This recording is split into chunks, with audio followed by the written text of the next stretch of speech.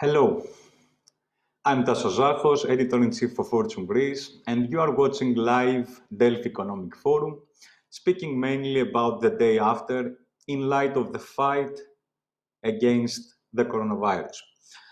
I can see Mr. Ambassador Demetrios Marantis to the next to me. Hello, how are you? I'm great. It's a real honor to be here. Nice. I would like to mention introduce or discuss that the COVID pandemic has spread with alarming speed, infecting millions of people and bringing economic activity to a near standstill, we can say, as countries imposed tight restrictions to stop the spread of the virus. I was reading before 3 days that the World Bank mentioned that the global economy is going to shrink about 5% due to the damage from the virus, and the measures the government take to shut down their societies.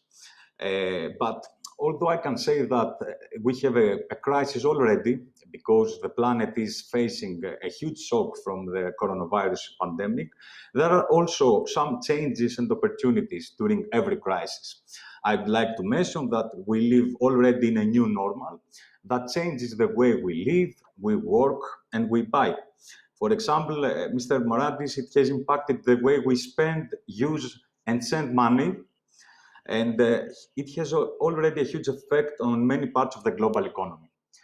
So I would like to start our discussion speaking about these trends.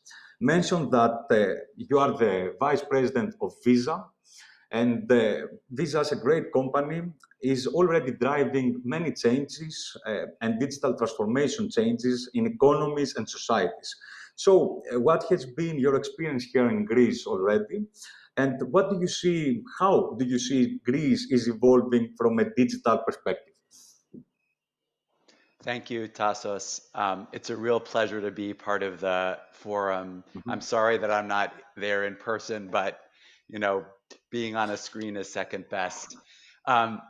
So as you said, I am from Visa. I love to talk about Visa's business in Greece, not only because of my Greek heritage, but because Greece is a really great example of a country where Visa is bringing its key global strengths in technology, in brand, in security, and cybersecurity to really make a difference for our financial institution clients, for entrepreneurs, for small merchants, for fintechs. We are really focused right now in Greece in really supporting the economic recovery in a variety of ways. And let me point to four. The first is we're really working hard to promote innovation in Greece. We've established the Visa Greece Innovation Program with our clients, and that's run by a local accelerator called Crowd Policy, where we work very closely with fintechs to help them design local payment solutions for the local market.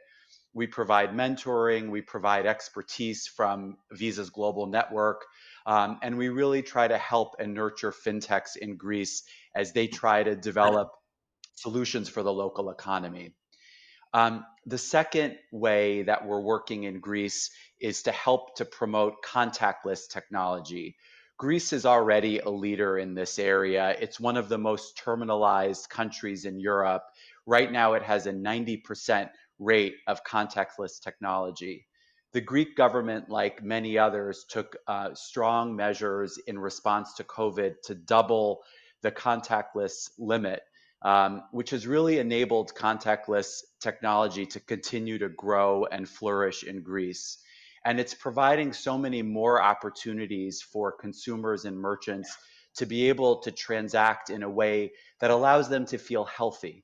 And there's so many more opportunities to grow this technology in Greece, whether it's work that we're doing with the Athens Metro to create an open loop contactless experience so that when a rider on the metro goes, he or she doesn't have to buy a ticket. He or she just can use a payment credential, tap, and get right on the metro. The third way, and this is also critically important, particularly in the wake of COVID, is Visa is working very closely to help support the recovery of small businesses in Greece. Small businesses are the backbone of the Greek economy. They're the backbone of the global economy. There are the entities that have suffered the most under COVID, and it is our obligation to really work closely with small businesses to help them recover. We're doing this in many ways in Greece. For example, we've been working actually even before COVID in helping small businesses through marketing campaigns drive customer traffic to their stores. We're about to launch a really exciting new campaign really to help encourage consumers in Greece to come into their local small business, shop, and everyone wins. So we're very excited about that. And then the fourth way we're working to support Greece in its economic recovery is really by helping develop and nurture electronic commerce. We've been partnering with Skrouts, which, as people in Greece know, is the largest e-commerce marketplace, to help offer consumer benefits to consumers who use cards. And we're doing that in so many different ways too. And Tassos, I could talk, as you could see, at length about all of these topics, but let me stop there. Okay. And I'm happy to dive into these topics in more depth. You describe the way that you support the ecosystem here in Greece, the small businesses, the tech ecosystem, because now, a main issue is the digital transformation. But I would like to ask you, can you mention some of the basic trends considering the payment system during the pandemic? Did you see something very interesting to mention? Yeah, Tassos, that's an excellent question. What's been interesting about COVID is it's accelerating, I think, trends we saw before COVID in how people pay and how merchants get paid. And I'll point to two. The first is the acceleration of the adoption of contactless payments. As I mentioned, Greece was already a leader in this regard, but the drive to increase the contactless limits, the Greek government doubled that, has led to an increase in penetration in Greece from 75% in January to almost 90% today. And it's providing more and more opportunities, again, to do more with contactless technology. So think about tourism, for example, which is such an important driver of Greece's economy. We can do a lot more with helping to drive contactless payments, for example, in ticketing at archaeological sites like the Acropolis, where why have to exchange money, and when you can just use a very easy contactless tap in order to get your ticket to go to the Acropolis or any other archaeological site in Greece. So that's one trend. The second trend, Tassos, that we're seeing is the real acceleration in e-commerce. And again, looking at small businesses, this is a real opportunity. Unfortunately, only half of small businesses are online. And as a result of COVID, and as a result of the ways that consumers are now expecting to find, purchase, and get their goods, being online is so much more important. And so we're working with our partners throughout the fintech ecosystem, companies like iZettle, Shopify, and Deliveroo, to make sure that small businesses are equipped to make the transition from going offline to online, because that's critically important, particularly in the wake of COVID, when consumers really want to do a lot of their shopping online. Mr. Marantis, I was reading that, for example, in Latin America alone, 13 million Visa card holders made e-commerce transaction for the first time. So it's huge globally. And this is also a trend now in payments. And also I have read that more and more buyers and sellers are seeking transparency and protections. So I would like to ask you, yes, we have a digital transformation now. We have many opportunities, but also there are risks. I would like to mention, for example, cyber attacks to organizations.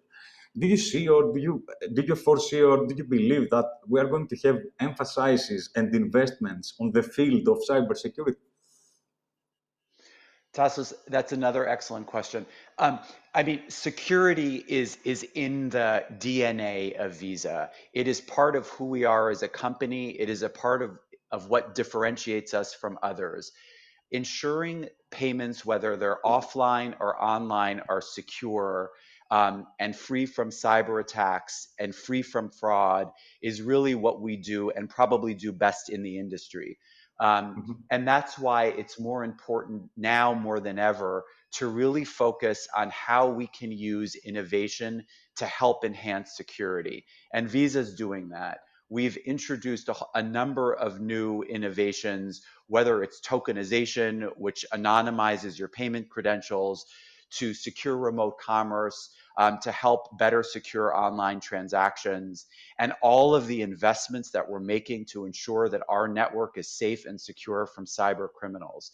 As more and more transactions go online, it's more and more important for companies like Visa to do this, and we do it better than anyone. And Mr. Marantis, I would like to say that now sellers, partners, employees, and customers need and expect secure, immediate access to funds digitally. So this is a very important thing. I would like to ask you something else from your introduction. You are working with a lot of fintech companies. Do you think that they are going to have problem now? What they should do to recover from this crisis? Yeah, I mean, I think small companies like fintechs are going to be very impacted by COVID. And again, it puts a premium on us at Visa to really continue the work we're doing with fintechs. We have a program that we pioneered in Europe called the Visa Fast Track program, where we work to onboard fintechs onto our network quickly and easily. We've worked with fintechs across the European and global ecosystem, companies like Klarna and Revolut, to really help nurture their growth. And in the recovery and in the wake of COVID, the Visa Fast Track program and for example, the work we're doing in Greece as part of the Visa Greece Innovation Program is going to be more important. Because, for example, in Greece, it's the local fintechs that are going to know what are the best kinds of products to develop for the local market, to solve pain points that Greek consumers feel. And so the work that we're doing as part of our innovation program in Greece is going to help fintechs and is going to help the Greek consumer as a result. Nice. Mr. Marantis, all of the people are infected by this pandemic, but in your opinion, who are those who are infected more and what is Visa is doing for them? Tassos, I think, unfortunately, really, who is suffering the most in the pandemic are small businesses. Small businesses comprise 40 to 60% of global businesses and 90% of global employment. And when you look at small businesses, a majority of small businesses have about enough money left to last for 6 months. Half of small businesses aren't online. So it is incumbent on Visa, and we are maniacally focused right now on helping small businesses recover from the economic devastation wrought by COVID. Let me tell you a couple things that the Visa Foundation and that Visa is doing. The Visa Foundation recently announced a $200 million package of initiatives to help small businesses, particularly women-owned small and micro entrepreneurs, recover from COVID. We're working with NGOs across the world and in Europe in particular to help figure out the best way of how to promote small business recovery.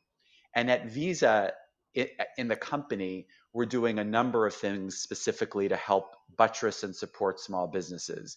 I mentioned that we're working with companies like Shopify and iZettle and Deliveroo to help small businesses get the tools to go from an offline business to an online business. You mentioned fintechs earlier. We're working, for example, in Latin America. We have a competition for fintechs to develop a new product to help small businesses with the COVID recovery. We have street teams that are going from small business to help ensure that they have the mechanisms in place, the materials that they need the devices that they need in order to be able to accept digital payments as part of the recovery. We're working with I Fund Women to make sure that women-owned small businesses have access to the funds that they're going to need to help recover from the pandemic. And then, as I mentioned earlier, we're deploying our marketing assets, for example, in Greece, to really drive consumers to shop locally in their local stores, at their fish stores, at the bakeries around the corner, to help get small businesses that have been devastated by COVID back up and running. Mr. Marantis, I would like to close our discussion now, asking you, you have both experience working with companies and also with governments. As I can see to my notes, you have a great experience on global policy issues, government and regulatory work, as acting as a USA trade representative. And I would like to ask you how Visa is working now with governments and how it's going to help them facing critical issues like trade issues and digital transformation issues. We work with governments in so many different ways, Tassos, and I think the COVID experience is really accelerating that trend. Our goal is to help local economies recover, and that is a huge policy priority of governments, whether it's Greece or the United States or any other government in the world. So the work that we can do to help support small businesses, the work that we can do to help accelerate contactless adoption through, for example, transit, or through example, work that we can do with tourism authorities, is a real way that we can partner with governments. We're also working more closely with governments to disperse COVID relief funds. So we're working with governments, whether it's in Italy, whether it's in the Dominican Republic, whether it's in Egypt, or whether it's in Greece, help get money to those businesses and individuals who need it the most. So there's so many opportunities for us to partner with governments, and we're really excited about the work, for example, that we're doing in Greece with the Greek government, and look forward to accelerating that to help Greece with its economic recovery from COVID. Okay, I would like a 2-minute last comment about Greece's success in containing the virus. So Greece is awesome. I am so proud of my heritage for having taken swift action to really get ahead of this. Greece is open. Greece is opening for tourism. I've been really impressed with two particular things, actually. Two of your portals, the gov.gr portal, I think is really amazing to help citizens with transactions with the governments and accelerate that. And something that I think is the most awesome is the greecefromhome.com website. As somebody who had a trip planned this summer to Lefkada and may not be able to go, I am really enjoying sitting at home on my computer and actually seeing the great stuff that's there from a content perspective. You know, I was looking at the website last night. There's like a Sirtiko wine tastings on there. It's really amazing. And it actually keeps people, foreign tourists like me, engaged and really excited about planning their next trip to Greece. So my hat's off to the Mitsotakis government and to everybody who has worked so hard to keep Greece ahead of the pandemic and to keep people outside of Greece continuously enthusiastic about visiting Greece. Yeah, it's true that the measures so far from the government have already transformed the digital landscape. So I would like to thank you very much for this discussion, Mr. Marantis.